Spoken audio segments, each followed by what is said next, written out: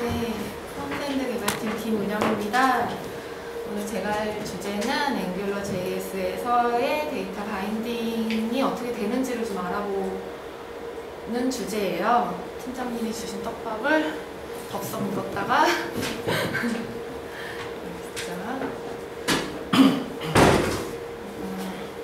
순서는 헬로 월드를 간단히 찍어보고 그게 어떻게 실시간으로 데이터 바인딩 되는지를 알아보기 위해서 앵귤러 JS에서의 부트스트랩 환경과 HTML 컴파일 과정과 데이터 바인딩 과정에 대해서 설명을 드릴게요. 이렇게 헬로 월드를 찍는 건데요. 단순하죠. 그냥 HTML에서 찍어주는 거고 jQuery로 할 경우에 이제 복잡해지죠. 여기 보시면은 헬로 다음에 여기 이제 워드라는 아이디를 가져와서 텍스트를 가져오고 여기에 치환해주는 그런 코드입니다. 이 코드를 앵귤러 JS에서는 보시면은 이 프레임워크 소스를 넣어주고 여기 뒤에서 좀 잘렸는데요. 소스를 집어 넣어주고 딱 여기 다예요. NG 앱으로 연결해주는 것과 모델 뿌려주는 것 이거를 보여드릴게요.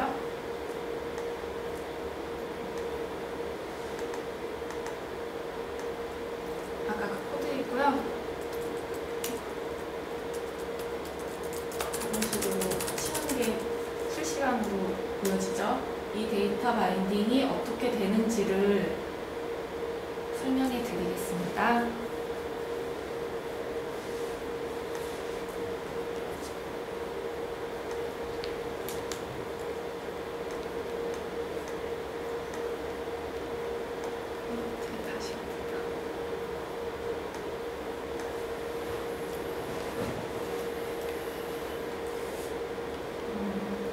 기존의 정적인 웹페이지들은 원웨이 데이터 바인딩이에요. 템플릿을 불러와서 모델과 머지를 하고 뷰에 뿌려주는 거고, 투웨이 데이터 바인딩은 모델과 뷰의 상태를 서로 감지를 해서 템플릿에 바로바로 뿌려주는 아까 같은 형태를 보여주게 되는데, 이 가운데 이 루프 도는 것이 어떻게 되는지를 설명드리려고 해요. 그 과정이 이런 그림표를 통해서 나와지는데, 오늘의 주제는 이 그림을 설명하는 거예요. HTML에서 브라우저에서 정적인 도구를 로딩하고 어떻게 동적인 뷰를 생성하는지 이거를 설명드릴 건데요. 이 다음 과정이 사실 이벤트 큐에 그 이벤트 루프가 쌓이고 바인딩 돼서 다이제스트 루프를 돌고 마치 리스트에 이렇게 쌓이고 이런 과정들이 있는데요. 여기까지는 좀 깊이 고급 과정이나 마찬가지더라고요. 그래서 저는 여기에 집중해서 설명을 드리도록 하겠습니다. 우선 부트스트랩이라고 하면은 트위터의 그 UI 프레임워크인 부트스트랩 아니고 앵귤러 JS 상의 부트스트랩을 말씀드릴 건데, 부트스트랩의 정의가 이런 대로 해요. 마지막 보시면 컴퓨터가 켜지면서 기본적인 소프트웨어를 메모리에 올리는 프로세스라고 하죠. 앵귤러 JS에서는 정적인 HTML 문서를 앵귤러 JS 웹 어플리케이션으로 동작하게 하기 위한 프로세스예요. 말 이상하지? 이 과정이 두 가지가 있습니다. NG앱 지시자를 이용한 부트스트랩이 있고요. 보시면은 HTML에 NG앱이라는 지시자를 넣었어요. my앱이라는 값은 넣어도 되고 안 넣어도 돼요. 아까 예제에서는 NG앱이라고 선언만 해줬죠. 두 번째는 수동인데요. 앵귤러 부트스트랩 메서드를 이용해서 부트스트랩을 할 수 있는데, 대부분 우리가 하는 거는 1번 방법을 이용을 할 거예요. 2번의 방법을 사용하는 경우는 한 페이지 내에서 루트 스트랩을 여러 개 좀 나눌 때, 루트를 환경을 여러 개로 나눌 때 쓰는 방식이라고 합니다. 여러 개의 모듈을 합칠 때 쓰이는 방법이라고 하는데 이번은 아직까지 써본 적이 없어요. 제가 설명드릴 거는 이 1번 NG앱을 속성을 지시자를 넣어서 자동으로 부트스트랩 되는 과정에 대해서 설명을 드릴 겁니다. 다시 그림으로 돌아왔죠. 6가지 과정이라고 넣어놨는데 사실 3, 4, 5, 6. 5, 6은 한 단계고 1, 2, 3 이게 자동 부트스트랩이 되는 과정이고 얘는 준비 단계예요. 근데 나눠놓으면 너무 혼란스러울 것 같아서 순차적으로 넣어놓았고요. 순서는 여기서부터 HTML을 브라우저가 읽어와서 돔 컨텐츠 로디드라는 이벤트를 탐지하면은 그때부터 이제 앵귤러 JS가 실행을 해요. 이렇게 흘러가는 과정을 설명드리도록 하겠습니다. 우선 1번 앵귤러 JS 파일을 실행하는 과정은 아까 그림에서의 지금 빨간 부분으로 표시된 여기에요. HTML 페이지를 돔을 로딩해 왔을 때, 그러니까 돔 컨텐츠 로디드 이벤트라는 거는 온로드 이벤트와는 다르게 돔 객체들만을 로드한 상태라고 하더라고요. 그래서 이미지나 CSS나 이런 거 다 로딩 안 하고 그리지 않고 돔 자체만 객체를 만들어 놓고 다 이제 뿌릴 수 있는 상태가 되면은 그 상태를 앵귤러 JS에서 탐지를 하고 밑에 보시면 그게 이제 다 된 상태를 표현하는 건데요. 앵귤러 JS 파일에 이렇게 선언이 되어 있어요. 잘 안 보이시는데 이건 굳이 중요한 내용은 아니에요. 아까 그 돔 컨텐트 로디드랑 레디 스테이트 컴플리트 단계일 때 이렇게 실행이 된다는 거고요. 앵귤러에서의 엘리먼트들은 jQuery 라이트 버전을 사용한다고 하더라고요. 엘리먼트를 다 감싸서 쓰고 있어서 그 프론트 타입을 다 연결해가지고 있는 과정입니다. 그럼 이제 그 이벤트를 다 탐지해서 앵귤러 JS가 그 다음에 무엇을 하느냐? 그러면 NG앱이라는 지시자를 검색을 해요. NG앱이라는 거는 앱 애플리케이션을 자동 초기화해주는, 부트스트랩을 해주는 거고요. NG앱이 선언된 부분부터 루트가 되는 거예요. 앵귤러 JS에서는 루트 스코프라고 하는데 이거는 얘기하면서 계속 나올 내용이라서 그때 다시 설명드릴게요. 말씀드린 것처럼 여기까지는 부트스트랩이 되기 위한 준비 과정이고요. NG앱을 찾았어요. 그럼 NG앱을 찾았으면은 이 모듈을 로딩해야 되는데 모듈에는 뭐 필터, 디렉티브, 팩토리, 컨트롤 다양한 거를 담고 있는 상자예요. 모듈은 사실. 근데 지금 아까 예제에서는 월드라고 헬로 월드라고 하나만을 찍는 거기 때문에 디렉티브 하나만을 가져오겠죠. 부팅되면서 이것만 가져올 텐데 이 웹 애플리케이션이 복잡해지면 팩토리도 만들고 비즈니스 로직을 갖는 서비스도 만들 테고 객체들도 놓고 컴피그 라우터 이런 걸 다 하는데 그거를 이제 의존성 주입을 해주는 단계가 생깁니다.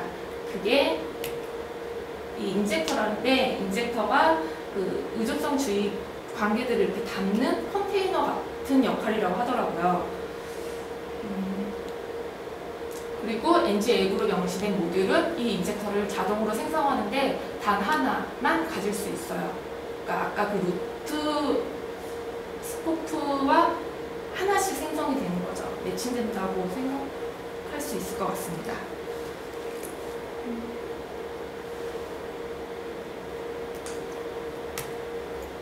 그 다음 단계로 인젝터가 생성되면서 컴파일과 루트 스코프를 동시에 만들어주거든요. 근데 컴파일을 한다는 거는 아까 그 정적인 돔과 NG라는 프리픽스가 붙은 지시자들을 컴파일을 해주는 역할을 하는 거고요. 루트 스코프라는 거는 말씀드린 것처럼 계속 이제 말씀드릴 텐데 돔 트리에 뷰포트가 최상위가 있는 것처럼 루트 스코프가 앵귤러 JS의 최상위 라고 보시면 돼요. 앵귤러라는 그러니까 윈도우가 전혀 객체이잖아요. 근데 윈도우에서 바로 연결한 게 아니라 루트 스코프에서 단 하나를 가지고 스코프가 여러 개가 이제 생성이 되는 거예요. 이 두 가지를 조합을 해서 컴파일을 해줍니다. 컴파일을 하는 과정에 여기서 이제 트리 데이터 바인딩이 될 수 있도록 그 돔과 루트 스코프에서 만들어진 그 스코프들을 링킹을 해줘요. 그러니까 앵귤러 JS의 컴파일러는 컴파일 서비스를 통해서 돔을 컴파일하고 그 지시자들을 다 이제 같이 해석을 하는 거죠. 그리고 그 지시자들과 연결된 루트 스코프가 이제 쭈루룩 위에 있고 그 아래에 스코프들이 여러 개가 있는데 그거를 다들 링킹을 해준다고 합니다. 그럼으로써 우리가 바라보는 뷰가 생성이 되는 거예요. 다이나믹한 돔, 아까 이렇게 글자 치는데 다 바로바로 반영되었죠. 근데 이 과정을 좀 더 상세하게 설명을 드릴 거예요. 그 과정에서 이제 HTML 컴파일러라고 말씀을 드릴 수 있는데 앵귤러 JS 이 과정 컴파일러를 이해하기 위해서는 앵귤러 JS의 템플릿이 무엇인지를 알아야 돼요. 여러 가지 라이브러리도 있고 HTML에다가 타입해서 템플릿이라고 선언해서 쓸 수도 있고 한데 앵귤러 JS에서는 아까 ng앱이라고 지시자를 선언한 이후부터가 모두 템플릿인 거예요. HTML 자체를 템플릿이라고 보시면 되고 그래서 보통 앱이라는 거는 한 번만 선언되기 때문에 대부분 HTML 태그나 바디 태그에 쓴다고 합니다. 근데 대부분 예제에서는 HTML 최상위에다가만 선언을 하더라고요.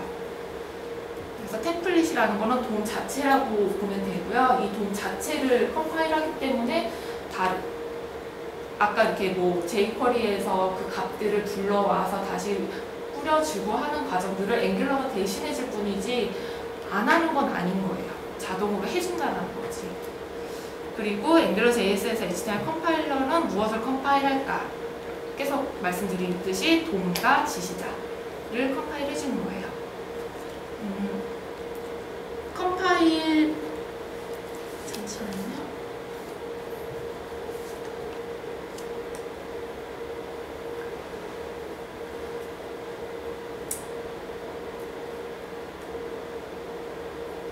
컴파일 할 때 그 안에 인터폴레이트라는 메서드를 만들어요. 그래서 이때 만들어지면서 스코프들이 와치에 등록이 되고요. 다이제스트란 건 이벤트 무한 루프를 계속 감지해주는 메서드라고 보시면 됩니다. 이거 다시 한번 설명드리자면은 이 이미지를 먼저 본 다음에 다시 넘어갈게요. 뷰와 컨트롤러의 중간에 스코프가 있죠. 스코프 자체는 단순한 자바스크립트 객체이지만 아까 그 뷰와 컨트롤러, 뷰와 모델을 이어주는 핵심인 거예요. 징검다리이고 그 와치 메서드와 다이제스트는 자동으로 이렇게 만들어지지만은 우리가 직접 메서드를 쓸 수도 있어요. 근데 이거를 잘 쓰는 게 얼마나 효율적으로 이벤트 큐를 관리한다는 것도 연결이 되더라고요. 그래서 와치라는 거는 대상 스코프의 특정 표현식을 감지하는 리스너 함수를 등록을 하고 그 다음에 스코프와 자식으로 등록된 모든 와치 리스너 함수를 실행하는 게 다이제스트예요. 와처라고 만들어지는데 거기에 배열로 쭈루룩 다 들어가더라고요. 그리고 와치 리스너 함수가 해서 기존 값과 새로운 값을 비교를 해가지고 변화가 없으면 리스너 함수를 실행시키지 않습니다.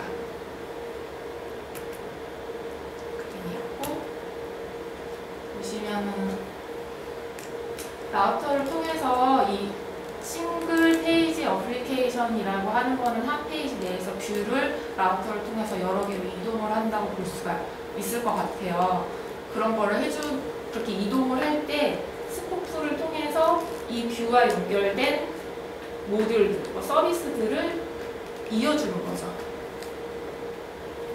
그래서 앵귤러 JS가 싱글 페이지 애플리케이션을 지원을 해주게 되는 거라고 볼 수가 있겠습니다.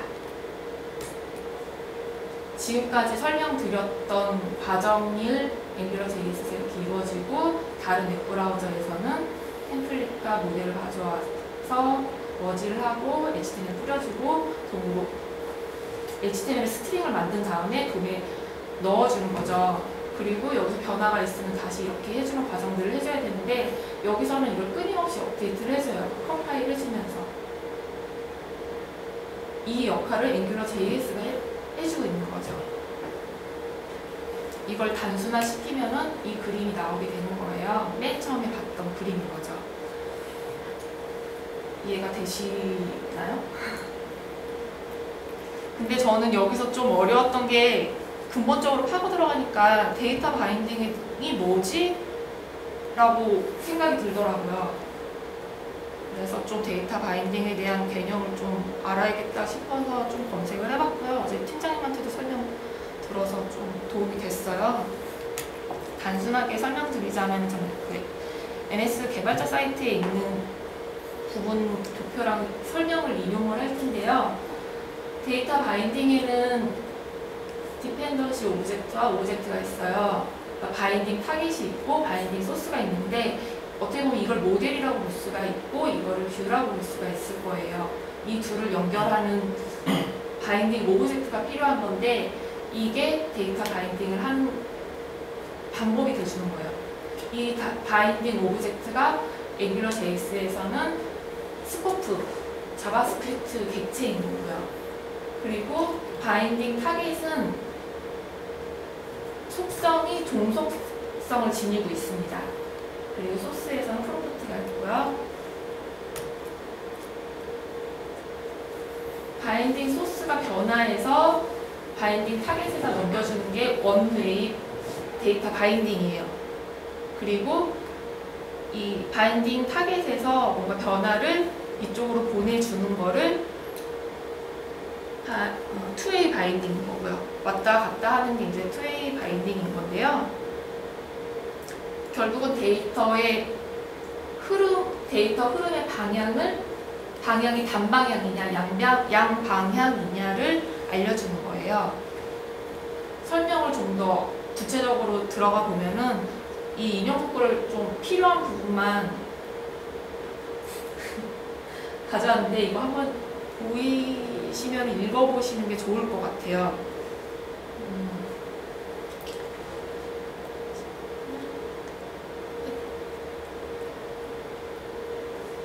이 원웨이 데이터 바인딩은 여기서 변경된 내용을 바인딩 타겟에 업데이트는 해주지만은 여기서 변경된 내용을 우리가 모델과 뷰라고 표현을 할게요.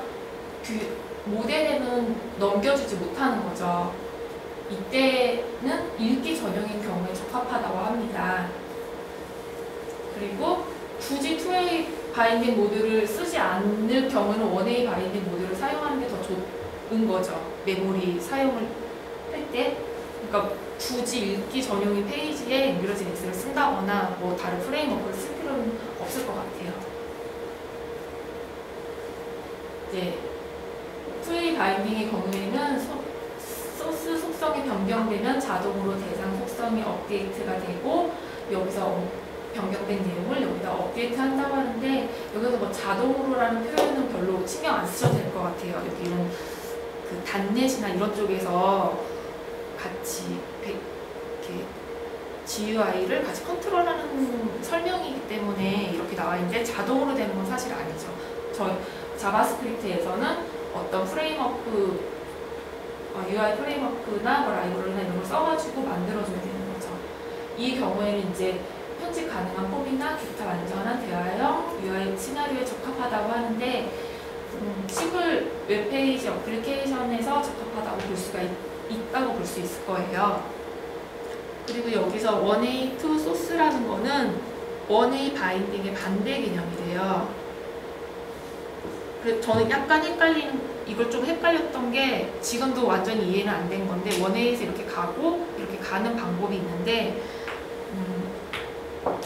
이게 원웨이 투 이쪽에서 이렇게 가는 거랑 무슨 차이인지는 사실 잘 이해가 안 가요. 그래서 이렇게까지만 설명드릴게요. 이 과정이 아까 그 그림은 다 설명을 드렸던 거고, 뷰가 생성됐죠. 동적인 뷰가 생성이 되었을 때 이 안에서 앵귤러.js가 어떻게 동작을 해서 실시간으로 뷰의 모델들을 이렇게 업데이트 해주는지를 보여주는 그림인데, 여기서 중점은 이벤트 루프라고 생각이 들더라고요. 이거는 이제 앵귤러.js에서 뭐 스코프를 받아서 어플라이 시키고 싱크해서 큐에 쌓고 막 이런 과정들이 있는데, 이런 거는 사실 API라서 사용하시면서 어떻게 활용하고 보시면 될 것 같고, 저는 이벤트 루프에 대해서 좀 이해가 안 돼서 좀 다시 또 검색을 해봤어요. 검색해보니까 제가 앵귤러.js만 생각을 했었는데, 앵귤러.js는 사실 노드.js를 기반으로 하고 있잖아요. 근데 노드.js도 결국 자바스크립트 환경을 사용하는 거고요. 자바스크립트, 그러니까 웹 브라우저는 단일 스레드 환경이고, 이벤트를 던져주면 그 콜백을 가져와서 뿌려주고, 그리고 그 콜백이 올 때까지 어떤 일을 하지 다중 스레드와 달리 막지 않고 계속 입출력을 받아주는 거죠. 보낸 다음에 콜백이 올 때까지 다른 일을 계속 해주는 거죠. 그래서 그 이벤트 루프라는 설명을 하자면, 하나의 스레드에서 이벤트 큐에 쌓이면서 순차적으로 처리가 되고, 이벤트는 뭐 클릭이나 키보드를 다루거나 뭐 사용자 펑션을 뭐 한다거나 이런 걸 이것뿐만 아니라 브라우저 레이아웃과 렌더링 등을 모두 포함하는 과정이라고 합니다. 이거 하나로 그림이 표현되는데, 여기 이제 다양한 스레드에 있는 다양한 이제 자원들이 있고, 얘네가 이렇게 돌아서 큐에 하나하나 스차적으로 쌓여서 돌고 하면서 이제 넘어가는 건데, 보시면 먼저 입력된 게 먼저 처리되고 그 다음 게 대기하고, 그러니까 여기서 너무 오래 걸리면 얘네는 실행이 못 되는 거죠. 메모리는 스택으로 쌓여 나가는 거고, 오브젝트들은 힙으로 돼서 얘네를 이렇게 참조해 오는 그런 거죠. 이게 모질라에서 이렇게 이벤트 루프, 이벤트 큐가 되는 과정을 세 줄로 정의해 줬는데, 계속 무한루프로 돌고 있는 거예요. 대기 중인 동안. 그래서 대기 중인 동안에는 다른 프로세스를 동작을 하게끔 하는 거죠. 여기까지가 결론, 갑자기 레퍼런스로 넘어왔는데, 사실 이렇게 하면서 되게 많은 생각들이 이렇게 오고 갔어요. 오고 가다가 마무리는 사실 앵귤러.js를 쓸 때 어떻게 생각을 해야 되는지 많이 이제 고민이 될 것 같아요. 비동기와 동기 뭐 이런 방식들이 있는데, 돔보다는 모델 변경이 많은 경우에 좋다고 하더라고요. 앵귤러.js는. 그래서 STA 개발에 좋다는 거고, 콜백 응답 시간이 중요하기 때문에 하나의 이벤트 루프에서 너무 오래 걸린다 싶으면은 이제 돔 조작이 많거나 이럴 때는 이제 단일 환경이니까 콜백 응답 시간이 올 때까지 뭔가 이렇게 잘 동작이 안 되는 거죠. 그거를 뭐 해결하기 위해서 프로미스나 웹워커 하나의 브라우저에서 다중 스레드가 돌아갈 수 있게끔 해주는 건데, 이런 부분들이 있다고 하더라고요. 이 두 개의 글은 앵귤러.js 하시면서 한번 읽어보면 좋을 것 같아서 링크 걸어놨는데, 지금 여기서 설명을 드리진 않을 거예요. 근데 뭐 중심 내용을 보자면은 페이지 디자인을 하지 말고 돔 도작을 통해서 페이지를 변경하라고 하더라고요. 그리고 jQuery를 함께 쓰지 말자고 하는데, 이거의 뜻은 jQuery를 아예 쓰지 말자라는 것보다는 결국 프레임워크 안에서 돌아가는 건데, 거기다 또 다른 라이브러리를 넣고 하면은 그 스코프 연결이 잘 안 되고 하기 때문에, 그러면서 마치를 등록해주고 이렇게 수동으로 해줘야 되는 작업들이 많아지게 되는 것 같아요. 그래서 앵귤러 JS에서 어떤 없는 기능들을 쓴다고 하면은 커스텀 디렉티브를 만들어 가지고 사용하는 게 좋을 것 같다라는 생각이 들더라고요. 그 관리를 잘 하는 게 다이제스트 사이클 최적화를 하는 건데, 그 스코프가 여러 개가 있으니 자동으로 등록이 돼 있는데 여기서 막 내가 수동으로 이렇게 등록을 했어요. 그러면은 그게 내가 원치 않던 것까지 다 등록이 돼가지고 메모리 누수가 발생할 수도 있고 하는데, 그때 이거를 최적화하는 방법도 있고 마치 작성은 간단히 하라고 하더라고요. 지금 막 이것저것 막 얘기하긴 했는데 앵귤러 JS나 노드 JS나 결국은 모든 걸 좀 알아야지 앵귤러 JS를 이해하기 쉬울 것 같고요. 이거 전에 자바스크립트 자체의 환경을 잘 알아야겠다는 생각이 들었습니다. 우선 이렇게 마무리는 짓는데, 요 그림이 하나 더 남았었어요. 사실 의존성 주입하면서 서비스와 팩토리 만들고 할 때 얼마나 잘 돌아가는지 이런 거 있는데, 이거는 제가 지금 하는 프로젝트 해보고 좀 더 효율적인 앵귤러 JS 프로젝트 구성에 대해서 고민을 한 다음에 다시 말씀드릴 수 있게 될 것 같아요. 이상입니다.